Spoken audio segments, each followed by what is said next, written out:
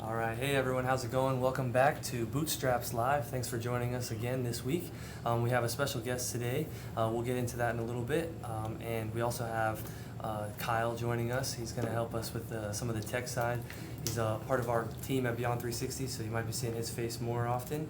We still have Patrick here. He hasn't decided to leave yet. Haven't ran away yet. Hasn't run away yet. He keeps going back to Virginia, but we got to reel him back in. So, and then again, I'm Spencer Elliott, and we're part of Beyond 360. You'll hear more about that in coming weeks as we roll out our new platform that we're working on with a new brand name, and we'll be launching that shortly.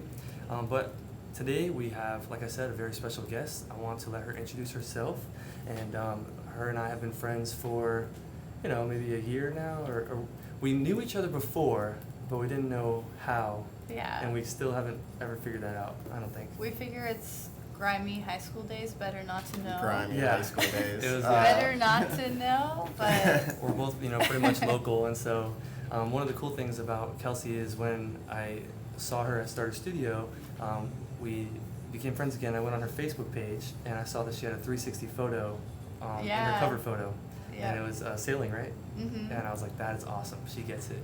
Yeah, so I actually, my now fiance got me that 360 camera, and he always gives me gifts that are like really for him, like, okay, cool, thanks for this. Gifts. But that he got for that boat trip, which was like to propose, and he wanted to get a 360 video of it because it's such a, special moment, and you got the whole ocean and everything, so it was really That's cool. awesome. That's awesome. So all Kelsey, about the 360. tell us a little bit about yourself and your company, Yep. and then we'll go ahead and get started with the show. Cool. So I'm Kelsey Kearse, the Executive Director of Playground City. We've been in Orlando now for about 2.5 years. I have a background in education. I was previously living in Madrid teaching English. Okay. And I came back, and I didn't want to enter the traditional school system, but I wanted to kind of still impact education in some way. Mm-hmm. And that's a little background on me. Awesome. And you went to school locally, right? I went to school at Florida State University. That's right. Yep. Yeah. So represent. And we are at Starter Studio, which is where we got our start. And so it's an accelerator here locally. We spoke about them last week as well. They do have applications open right now for their Class 10 accelerator. So we put the link there in the description. So go ahead and check that out if you are a budding startup who's interested in getting some help, getting off the ground. They have a lot of resources, including free office space, free beer. Oh yeah, free So, beer. as Orange is- City. Orange County Brewer. Yeah, Orange County Yeah. Brewers. Yep. Which, as is tradition, we always got start a off the tap. show with a toast. So no BS on the BS show. I like it. So yeah, they have a tap right in the break room. This is where we are. Yeah, right over here, you'll see the Kegerator.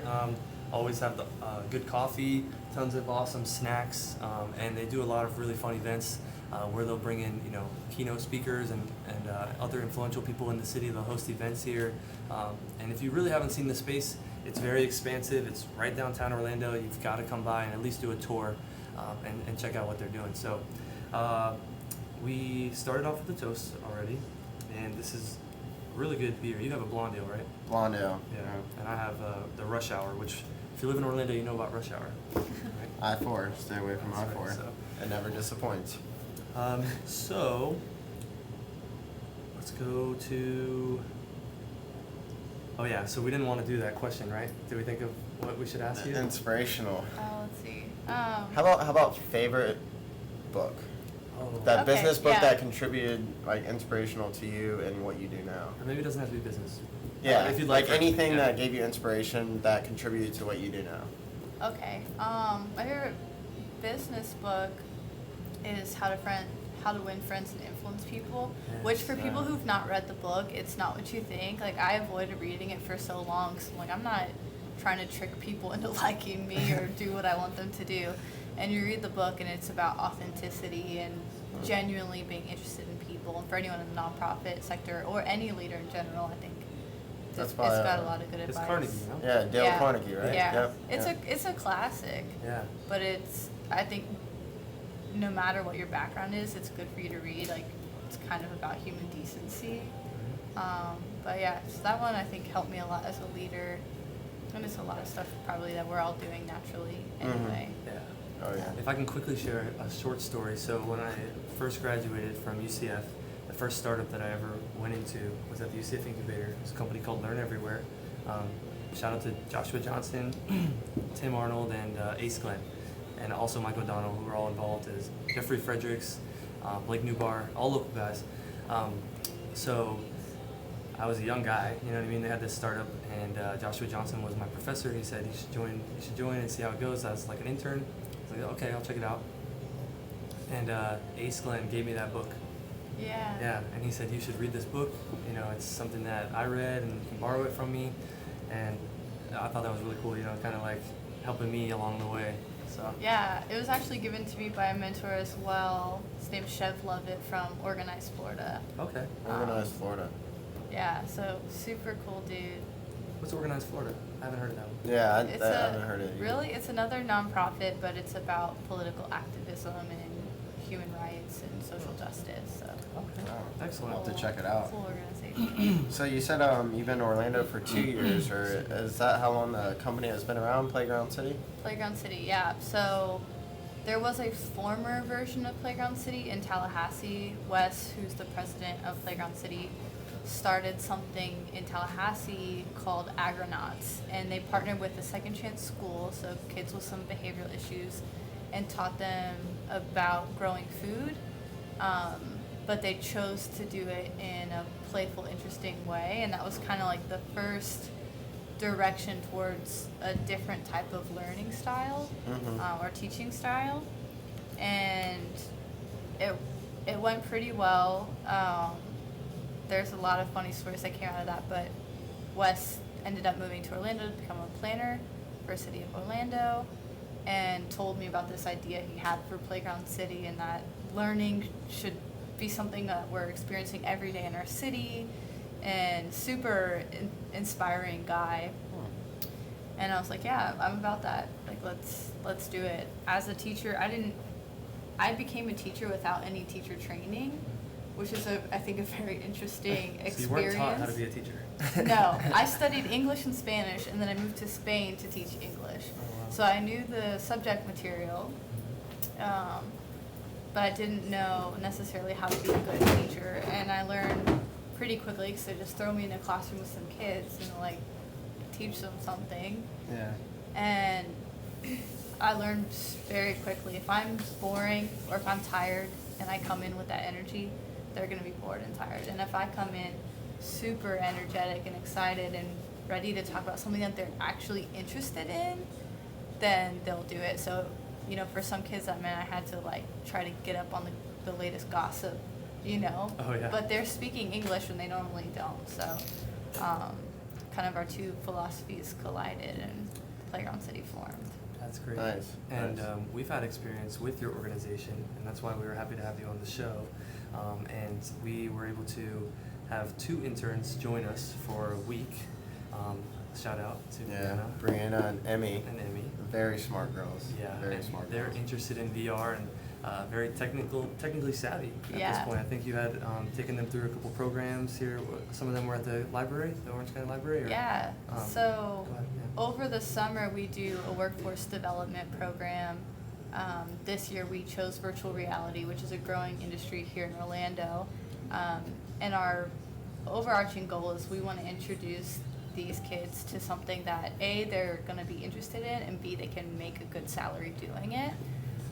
So some of them started not even understanding email, you know, and we're like, hey, we're going to teach you to code a little and to use these programs for virtual reality. And through 9 weeks, through partnerships with local virtual reality companies like Beyond 360, and through the Melrose Center, which has courses in virtual reality as well as the equipment to use it. By the end of the 9 weeks, kids fully developed virtual reality games, which is incredible. Yeah. So It was really cool, and we were able to take them around with us for the week, and they were just so, you know, awesome and jumped into every experience, and weren't shy about, you know, telling us things that they didn't like about our company business model, and, which was great because we needed their input, you know, and their feedback, especially with them being part of our target audience. You know, that's why we were really soaking in everything from them. But one of the coolest things was taking them to the starter space at UCF Center for Entrepreneurial Leadership, where they also have, you know, VR equipment and things like that, and they were able to put on the headsets and kind of show us some stuff, you know, and like say, hey, this is, you know, something that I can do if I have Maya and different programs like that. So if you guys are familiar with, you know, Unity and Unreal, they were efficient in those, and they were telling us how they had created games like you were just talking about. So the youth is coming up, right? It's not just about Snapchat. And I think they were, what, 16 and 17? Yeah. Yeah. Mm-hmm. That's so young.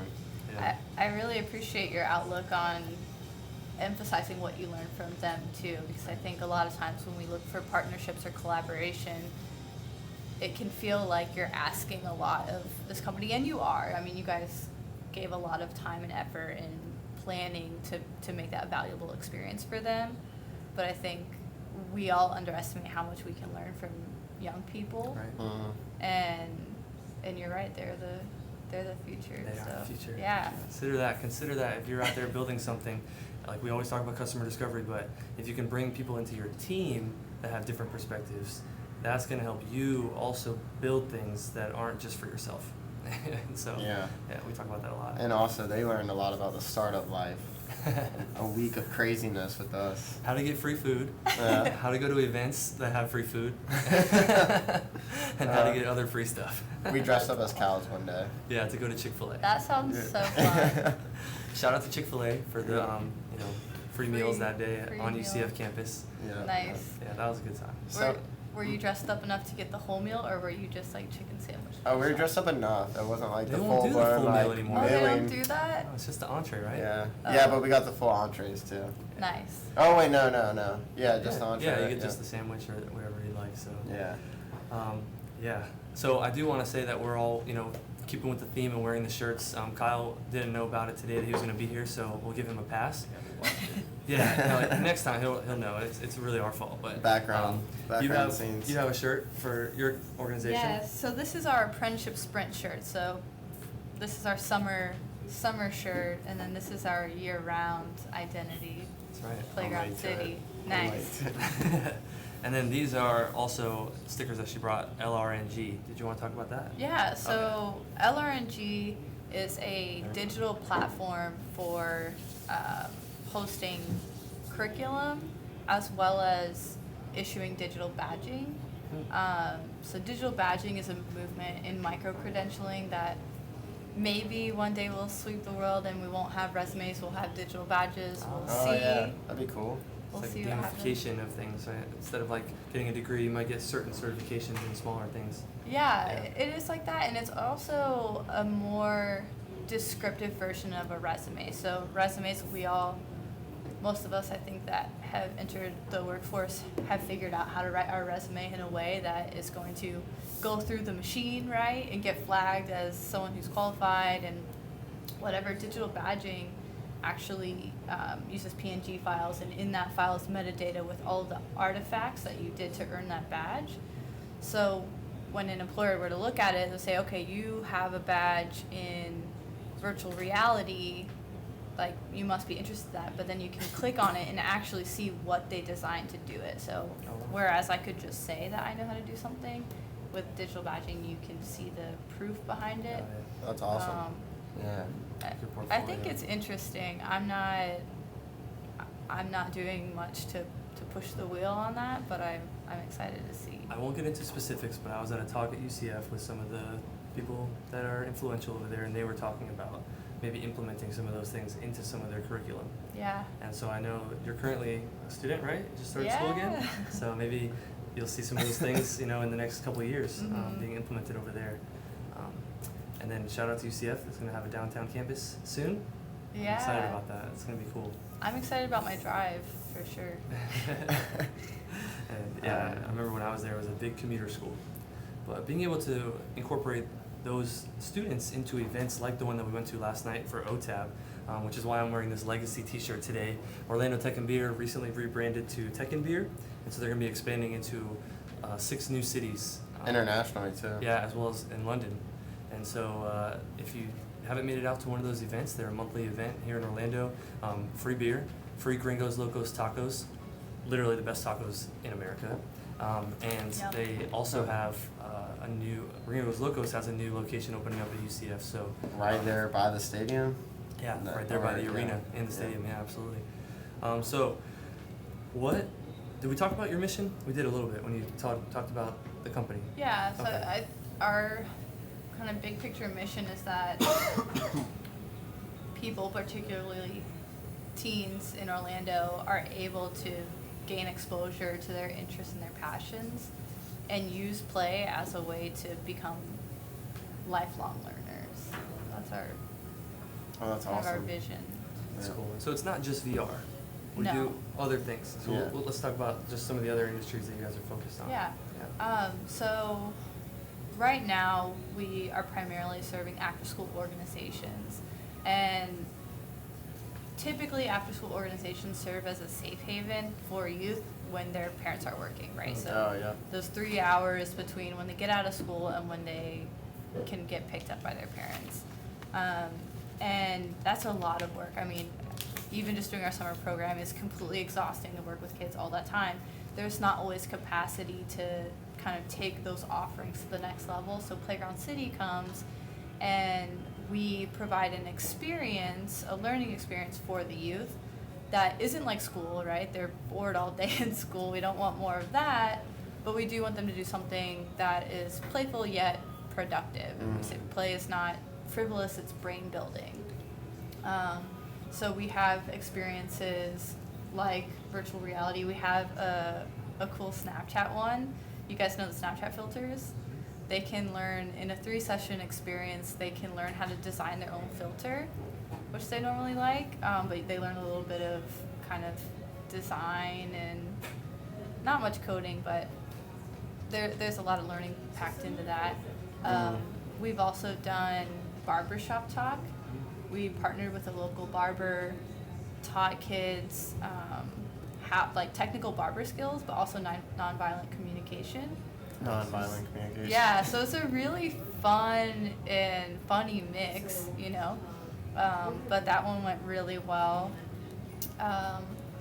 We have some for growing food. We have some for bike repair. We have like any kind of topic you can think of. If your teen might be interested in it, we probably have an experience for it. That's great. I know that Patrick and I were at one of your events at Paramore Starter Studio before they relocated over in the old UCF building. After school program, right? It was kind of like a workshop.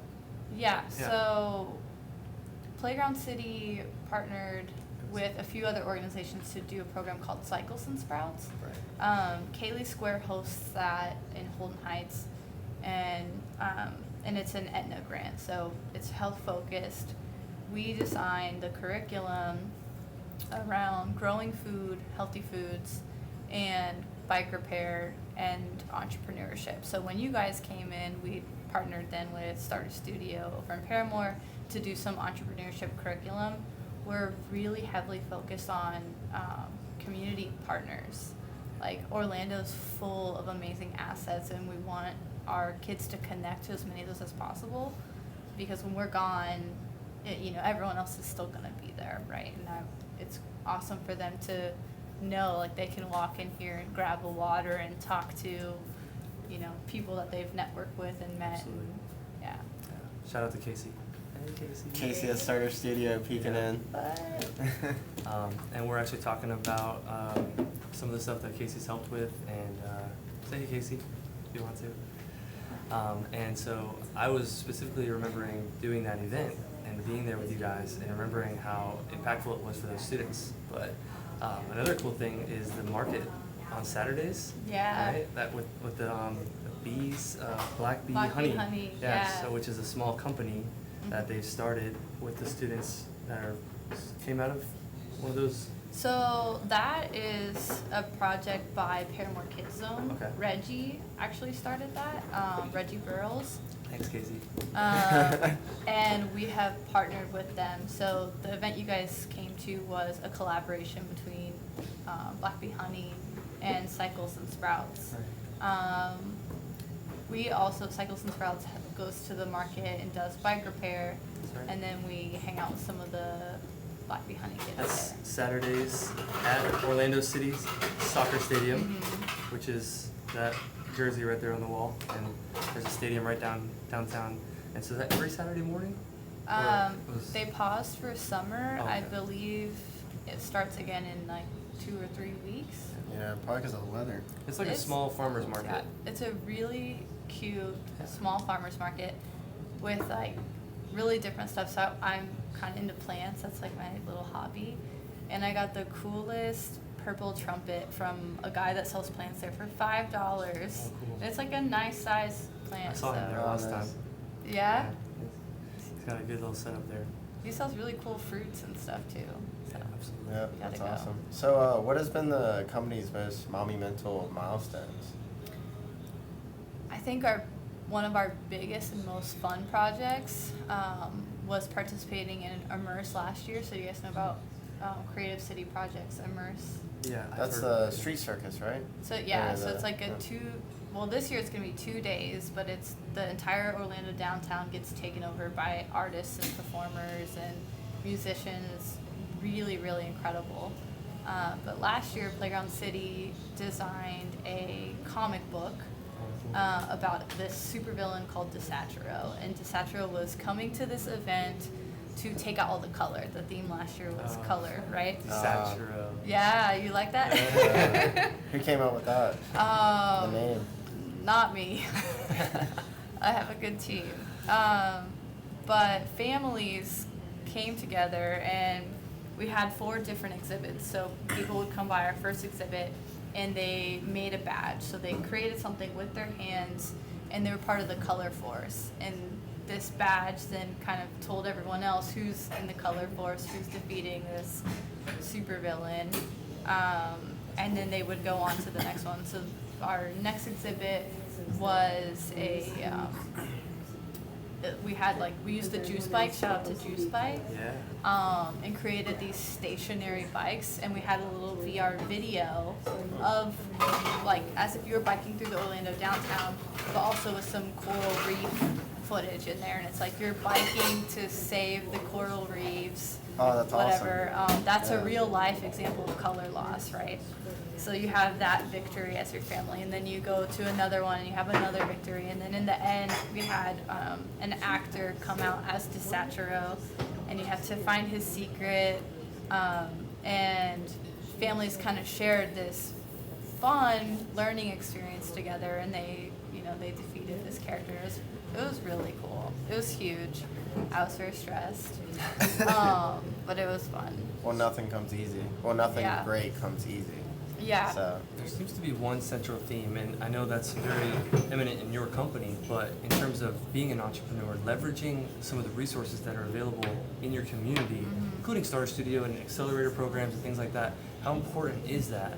And can you give any advice on how to go about doing so Yeah. for, especially for nonprofits, but for any type of organization that is, seeking help and seeking, resources at such an early stage, or, that they can't necessarily garner themselves, right? So, do you have any advice on that? in terms of- Yeah, I think a big one is just being comfortable being uncomfortable. So oh, that's huge. I say that all the time. yeah, it's for Playground City because we create curriculum in so many different areas. I've had to step into spaces that I don't feel like I belong there.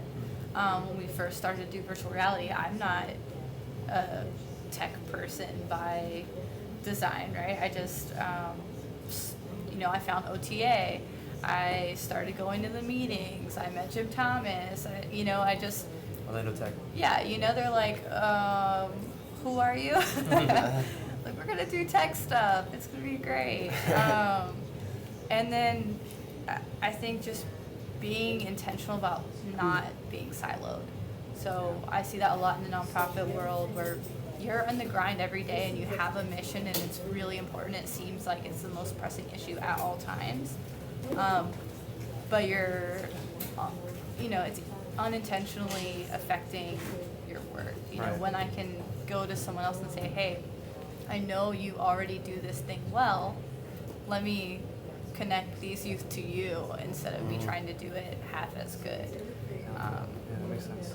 kind of seeing what other people are best at, and then letting them do that, and then saying like, how can I help you? And there's always an opportunity to barter, right? Absolutely. Have you done a lot of bartering, and how has that worked for you, so to speak? Is that Well, that also something goes that in you with would the recommend? community relationships as well. Yeah, so I think Yeah, absolutely. in general, people are more willing to help than you would think. Right. So that's one thing I've learned is you can always ask and people can always say no, and Sure. and then really being there when people ask something of you. Okay. Yeah. And a lot of it's just knowing what's out there.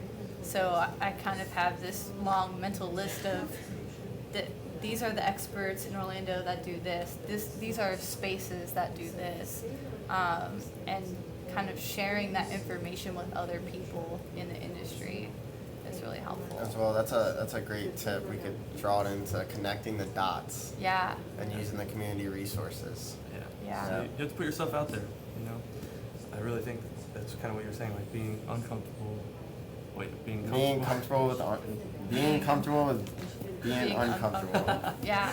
So, I like that, Yeah. I like that. I do always feel like I'm the random person in the room. Like they're always like, why is like Playground City's always there, and not people don't always know why. And I'm like, I'm happy to be here, even if sometimes you're just like observing something totally random. That's great. That's courage. Yeah. Which a lot of entrepreneurs need. Yeah. Yeah, you have to be bold, you know, you have to Yeah. put yourself out there. And if you never take that first step, you'll never open that next door. You know, you'll never go into that next meeting. You'll never have that introduction from the person that you awkwardly met at, Wahlburgers in line, and Yeah. then found out that they were doing XYZ, Yeah. and they own this company, and now you guys are in, 2 years later, you said, "Oh, we met at Wahlburgers, right? And look how long we've been successful together." You know, and so it's really about putting yourself out there. One of our curriculum designers, his name's DeAndre Kemp. He now he's going to school in Johns Hopkins in Maryland, so I'm super excited for him. Awesome. But I met him at Black Bean Deli. I had gotten off of a Playground City call, and I was just super hyped up. Like, my job is so cool. I love this work. And I walk in, and he made eye contact with me. I'm like, let me tell you everything. And like I don't know if he wasn't weirded out or something, and I got his information, like, maybe you can volunteer one day or Wait. something, and he ended up working for us. That's the first time you guys met? Yes, Oh. I had no idea. It was just like a random That's so face. funny. Oh, wow. And you really never know. Like, why not talk to that person? Yeah, it's all about serendipity. I think we talked about that on the first episode as well. But even last night at OTAB, I don't know how many potential relationships that we created, but I have a stack of business cards, and I'm gonna follow up with all those people. And it's people that I didn't know were in Orlando, and I didn't know were doing cool things in Orlando. But you go to those types of events, and then you network, and you find out what they're doing, and they find out what you're doing, and then it's like, okay, well, maybe there's something there. Yeah, and I think another piece of advice I have is to keep people's cards, because maybe right now in this moment you don't see the path to collaboration or nothing in the moment, but you don't know when down the line there might be an opportunity. So I like to kind of keep those things, and I even tell people, hey, right now I don't know how we could collaborate, but I don't think it's impossible. Yeah. Maybe one day. It's so funny you said that, and you might have seen the business cards that I put on your desk, but I found an old Rolodex of business cards that was right from 2013, 14, and I started going through it, and I found all these people that I thought that we should reach out to, right? And then I found a whole bunch of other ones that I thought that someone on our team should reach out to, and I kind of separated them into piles. And then I took my own pile, and I was like, oh man, I haven't talked to these people in weeks or months or years. I need to reach out to these people, and now I'm reigniting all of these Yeah. relationships, and they're going to potentially be resources for us moving forward. So you're right about that. That's awesome. I didn't purposely do that, but Did you notice that she went back to Dale Carnegie's, one of the lessons in the book is, like you said, even if you don't collaborate soon, or even if you don't talk to them soon, you still had a genuine conversation meeting that Yeah. person, and it really, impacted them. So when you do reach out to them in the future, they remember like, oh wow, that was a great person. We talked for Yeah. 15, 20 minutes. So it just ties back, and that's awesome. So we talked about, some milestones. What about, have you ever had a time where you wanted to quit? And how did you overcome that?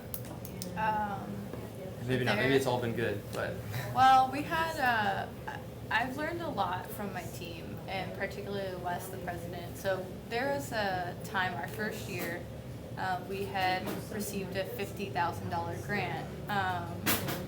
And we were super excited, like as a first year nonprofit, it's a pretty nice grant.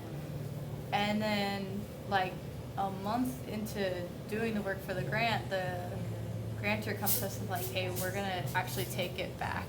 Oh no. No. Like you don't get the grant anymore. Oh no. And I was just, what is, like, how could this be happening? And so I kind Is of this a like, sign?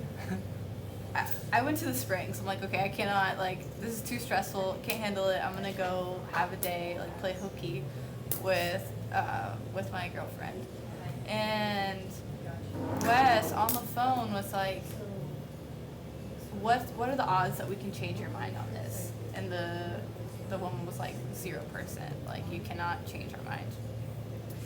And that I really probably would have just like given up, you know, would have been like, oh, okay, no, I'm done. Like that's kind of embarrassing almost, right? Like your pride is hurt at that point, and you're offended because you've done all this work and lots of emotions. And Wes just got to work and he started compiling all this stuff and just saying like, hey, we deserve this grant. Like this, you know, these are the moves we're making to make it happen. These are all the reasons that you gave it to us in the first place, like, you know, whatever, and they said, okay, fine, we'll give it to you. Oh, wow. And they changed their mind, and so I think that, for me, was a lesson in perseverance, or in not giving up, and also just standing for your worth, because people maybe aren't going to always see you for what you are, or they're going to underestimate you. I had a high school teacher tell me, and I don't know if this is offensive, but it has also been true. It's like, Kelsey, people will always underestimate you, and don't let them.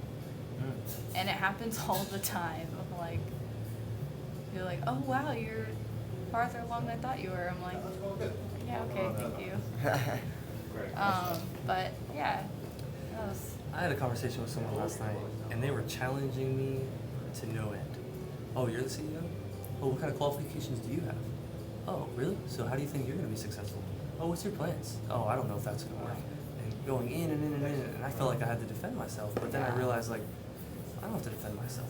You know, I'm confident that I have a good team, confident that I have a good vision, I'm confident that, you know, I'm doing something that I love. Yeah. And so I kind of stood in that space, you know, as opposed to saying, like, oh no, I have this, I have that. I just wanted to I wanted to say those things, but I'm starting to learn that as long as you know, Yeah. in deep down that that's something that you want, everything else will kind of come. Like, and if you keep going, and you just keep, you know, every time that you fall, you just pick yourself back up, right? Mm-hmm. And it's gonna take failures before you have successes, and that's just a common theme as, you know, a founder and as a startup. You should get used to failure. I know we talked about that on the last episode, but Yeah. Yeah, oh yeah. but yeah, we can keep going. I remembered that last night, and I think I would have acted differently when I first started. And Yeah. you know, now that I've been through so many challenges, And you have the confidence, and you know. and it's like, okay, you're saying I'm gonna fail. Well, I've already failed.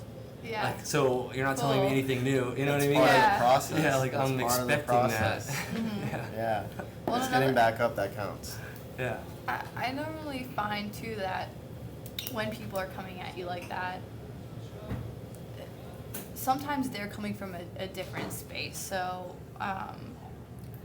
you know, for example, we had a lady come to one of our presentations, and she was just asking so many questions in the back, and like, it's like she didn't totally get it, and it seemed like she was grilling us, and then she ended up she just genuinely wanted to understand, because she had a specific use that she thought Playground City could fill, Oh, great. a need, and she wanted to, you know, figure out, like, is this gonna fit? And now she's one of our biggest supporters. Right. Oh, wow. And That's awesome. and yeah, I think it's easy maybe to feel like people are coming at you, maybe when they're not, or else people have maybe like an expertise or social challenges. You know, you really never know.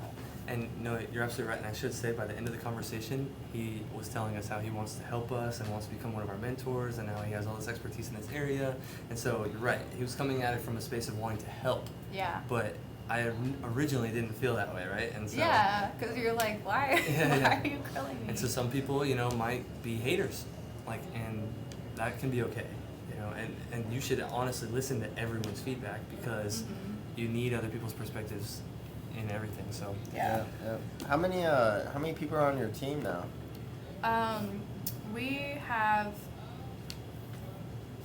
about 5 or 6 of us, but we're small. So we have a very young board. We've intentionally stayed small because nonprofits, the board has a lot of power, and it's also slow. So, if I want to bring someone new on, I have to get board approval. We have to have a board meeting and things like that. And so we've stayed kind of lean because we're so young, and because we're pivoting a lot. And, and we're also careful about who we bring in, So do you have any advice on that, as far as bringing people in or working with the board from the nonprofit standpoint? Both really good questions, and I think they lead into each other. Like, who you bring into your board, I think is very important as well. I don't think we've hired anyone that we didn't at least know a little bit before we hired them. Which is why I'm so hard on the youth that we work with to network. Like, if you want a job, you need to know people, Sure. and not in a nepotism type of way, but in a trust type of way. So, Sade, who's our programs director, we brought her in after her internship. So she found us through UCF. She was in college. She interned with us for 4 months, unpaid internship. And we're like, yeah, this girl has the spark that we need here. So I think internships is probably a really low cost way to kind of test out the talent. And then I always have my eye on people. I'm like, can we get lunch? Like, I know they're doing cool stuff in the city, and I'm not sure if that's good advice or not, but it works for us. Yeah, no, that sounds like great advice. Great advice. How about balancing growth?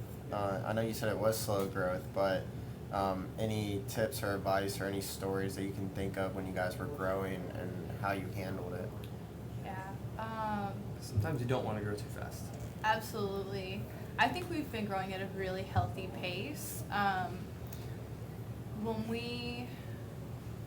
we got one of our first grants, we knew that we'd have to bring on more people, and we'd have to be producing a lot more work, like, pretty quickly. And we made the mistake of bringing on, like, too many people at once, and it was a little disorganized, and we didn't clearly define people's roles or the expectations. And out of, like, 5 people that we brought on, we really kept, like, 1 or 2. And so there might be a lesson learned there. But it also is good to kind of be prepared. I always kind of feel like when we're going to be in upward swing of work, our work is very cyclical. So we either have projects and we need lots of people working on the projects, or we have no projects. Right now, I'm in the social enterprise accelerator called Rally, and it's really just me every day. Like, there's no main project that's pushing a workflow. But as soon as we do, I have to have people on board. And I think that's a challenge with nonprofits, is having a good salary to offer people. And I think in general, like, companies aren't offering livable wages. And it's unfair, but maybe it's created this space where there is talent out there that can get hired kind of quickly. But I don't think that's right. I don't think it should be that way. And did I answer your question? I'm not sure. Oh yeah, no, you did, definitely. Okay. Definitely, no, that was all great stuff. Trying to think here. How about some key points a new entrepreneur in this space can take away, or do you have any experiences or advice that you would want to share? I'm sure this is kind of basic, but it's maybe not always obvious to everyone, is find a need first. I think a lot of people have cool ideas that don't solve any kind of challenge, and maybe they're fun to think about or fun to brainstorm, but I think if you're not solving for something, you might not really have a customer, and also you're wasting talent. Like I've worked with some kids in Rollins, and they're just really smart kids, you know, and I went to judge their final projects, and all of their designs were like, here's my waterproof phone case because one time I dropped my phone off the boat and it was sad. And like other kids like, here's how you can get into the club line faster. And I'm like, okay guys, good, it's all good, but can you think a little deeper? Like, is there a more pressing issue, or like, you know? So, you mentioned Rally, right? Mhm. Social Entrepreneurship Accelerator, right? And so my question is, you don't have to be a nonprofit to help people, Mhm. right? So you're talking about having something Yeah. that helps people, right? And I know that you mentioned Rally is going to have an event, a pitch night, Yeah. on September 17th. Yep. We included the details in the link in the description on our page. So, but to that point, you don't have to be a nonprofit, No. right? So you can be a for-profit company and help people, right? Yeah. So do you have any advice on, being a company that can be sustainable, Mhm. right? And pay for talent, like you Yeah, mentioned, paying good absolutely. salaries and stuff like that. How can you do that when you may have this mission, which isn't necessarily seemingly profitable on the front end? Like, what are some creative solutions, or how can you be creative, or maybe it's just to say you need to be creative, but like, do you have any insight there? I think there's two answers, because I think there are people that have business ideas that lend themselves to profit, right? And then some people say it's even harder to find a social mission when you start off with a for-profit idea. But I would agree with that. I think if, as entrepreneurs, we accept that we have the market has an obligation to impact social experiences, or to create at least a more positive space than you left it. Any business can have a social mission, or a lot of them at least. There's the basic, like, Tom's, for example, is a B Corp, right? You buy one shoe, we're gonna give one shoe.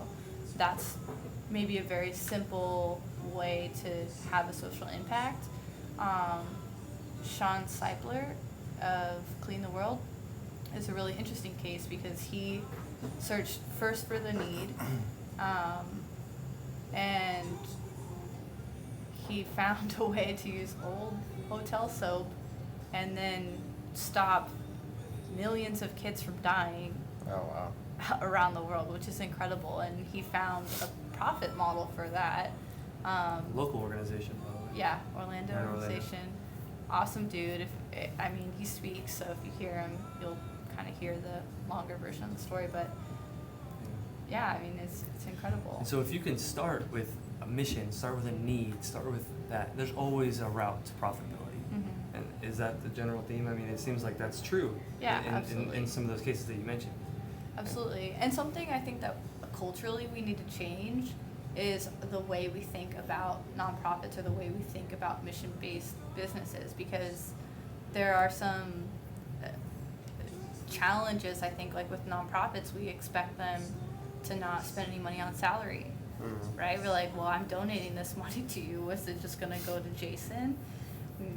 And you're like, no, but Jason has a talent, or he has a skill, and Jason's work is going to create this impact, and that's what your dollar is going to. And I think understanding that when we give money, or we donate, or I think for me the biggest thing people can do to help us is to donate their talent, right? Like, hey, I need marketing and I can't afford a marketing person, right? So if you know how to do that, come to me, or things like that. But nonprofits struggle because they're relying on this giving, and then giving is restricted. And there's places where that makes sense. If you're a food kitchen, right, I would expect that the money's going to food, and like any retiree can serve food on a plate, but not anybody can maybe design a playful curriculum that's going to get your kid passionate about virtual reality or many other nonprofits. And so to motivate those types of people to get involved in nonprofit work, Yeah. or in, you mentioned B Corp earlier, which is of course a benefit corporation. Ben and Jerry's, Newman Zone, some of these bigger Patagonia brands are all B Corps. You can look it up. It's a great way to organize your business if you do have a social, people, planet, and purpose mission first.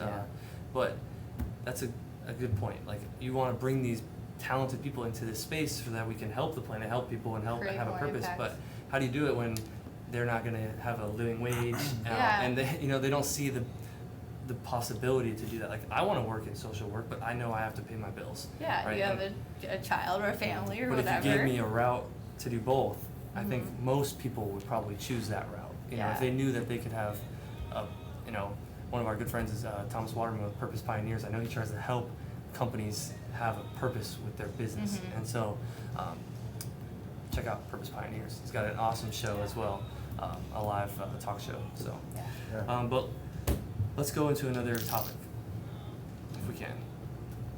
Another topic. What do we want to talk about? So we were talking a little bit about this earlier, but I want to ask you about leveraging outreach in the community. So, and we harped on the importance of it, but maybe some tactics, and specifically when you're not necessarily broad tactics, but when you're actually in the conversations with them. Like, what can we do to help people realize, you and I talked about bartering a little bit earlier, what's the creative ways that you can say, hey, hey, we need your resources, but maybe this is what we can do for you, or maybe you have something in that space that makes sense. Yeah. Because I know we've done that a little bit. Yeah, outreach has been huge for us. And it's not always about money, right? That's what I'm trying to get at. There's other ways to get things, right? And so maybe it's, we'll give you a free sponsorship on our show, right? And marketing is a really good example, is that marketing's very expensive. Right. Everybody wants more awareness about their company, and sometimes that is the easiest way to do it. I mean, for example, my shirt, is from Apprenticeship Sprints, right? I don't want to use your donation money to buy shirts, of course. So Real Thread, made me some shirts. I said, put your logo on there. They're really fun people. I had a good time designing the shirt with them, but that's an opportunity, and that's like a gift that keeps on giving, because this is from a program that we did in summer, and here we are now still repping Real Thread. Yeah. Those guys are great, by the way. They sponsored OTAP last night. The owner of Real Thread, who started the company, Drew Dalton, was a part of our Starter Studio Class 9 with us. He has a new company called Tap. He's actually going to be one of the guests on our show in the next coming weeks. We've already solidified that, so keep an eye out for that show with him, and you can hear more about Real Thread and also about his new company. But you're right. Yeah. Being able to do that, those types of that's not necessarily a barter, but it's a way that they get benefit and you get benefit. It's a win-win. Yeah, it's a win-win. It's a win-win. Yeah. And I think in our case, we are particularly connected because the basis of our belief on education is connected in that way.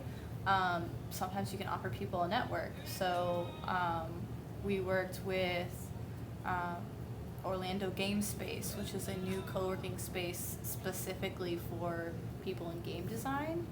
And they're new, and they're trying to raise funds and all this, and they were a huge help to us because we were looking for employers in virtual reality, so they had a lot of those. Nice. But they are very siloed. We're like, we can connect you outwards to people in the city and people here, and we can help you. Even our personal skills sometimes. So Wes is a city planner, and they have some code questions. It's like, hey, I can help you with meeting code and things like that. So right. I think understanding your personal assets. Right. I've gone and just volunteer doing simple things like watching kids, and that's not necessarily like some crazy skill or passion of mine, but if I know someone in the community needs help with that and I have an hour, why not? I think it's easy to feel like, hey, I'm too busy, and I do believe you should create boundaries, right? Like, you don't have to say yes to everything that's out there, but if you can do it and it's no sweat off your back, then why not? I Yeah, that's thoroughly huge. believe in that Yeah. concept. Yeah. I think it all comes back around. Yeah, yeah. So, how can listeners help you? Cool. So we have a donut. We have a donate button on the website. Donate. I wish it was that easy to get donuts. It Like, could just put a be. button on the website and True. donuts Send are a shipped to donut me. through the email. Get a free donut. You donate. That's a good idea. But we are looking for after-school organizations that want to purchase these low-cost, affordable experiences. If you know somebody who's running an after-school organization that needs some awesome content to come in there, we go there, we make it easy for the after-school organization. We almost guarantee that your kids are going to have a good time and that they're going to learn something. Getting that word out would be very helpful. Where can they find you? So, Right. You were going to say something else? yeah, no, that's good. Okay, yeah. Playgroundcity.org. We have, I think, contact information on there, everything. You can reach me personally at Kelsey, Kelsey, at playgroundcity.org. We put the website and your Facebook page in the description, so if you guys need Yep. to find them there. And we're going to follow up with Kelsey in a few weeks and make sure that we get you guys an update on what they're doing. And so we'll include that on our Facebook page as well. And then please come tomorrow. If you're in Orlando, we're over in Research Park. That's 12703 Research Parkway, Suite 100, Orlando, Florida. Right next to Luminar, right Yes. across from Raytheon. Yep, so come to the second annual demo day. We also put the event link in the Facebook description as well. And this is where Leap with Alice is gonna go ahead and show off some of their really cool technology. They have some big announcements to share. It's gonna be a free event. There's free drinks, free food. Of course, that's where our offices are. So I'm gonna be there. you can come meet Patrick. He'll be signing autographs. And we would love to meet you guys. We'd love to have you guys see what we're doing, see what some of the other companies that are in that space are doing, and just network like we were talking about. See how maybe we can work together, or maybe we can help you, or maybe we can introduce you to somebody. We're all about that, and I think it's going to come full circle. So And just come a tomorrow. good old time. And it's a good time, absolutely. So 5:30 p.m. RSVP to the event on Facebook. And there was one other thing that we wanted to talk about. You can go on our website, www.BootStraps.LIVE. Kyle made the website, so it's definitely his baby right now, and it works really well. So send us a email if you'd like to. And if you say, want hey, us- Kyle. Yeah, say, hey Kyle, I'd love to be one of the sponsors of the show. I want to reach your audience, and we can make that happen. It would really help us in terms of having some sort of a marketing budget. Yep. And also, please give us feedback on the show, Yeah. as well as share and like. That is huge to us. Yep. Share the post, like the page. That'll keep you up to date with all the new episodes that are coming out. And I think that's a wrap. So if we Nice. can Thank do you guys final so cheers. much. Yeah. Yeah, Kyle, you gotta get final on this cheers, one. guys. Yeah. Cheers. Oh yeah, Kyle, right in there. Thanks, guys. See Yeah, you next thank week. you.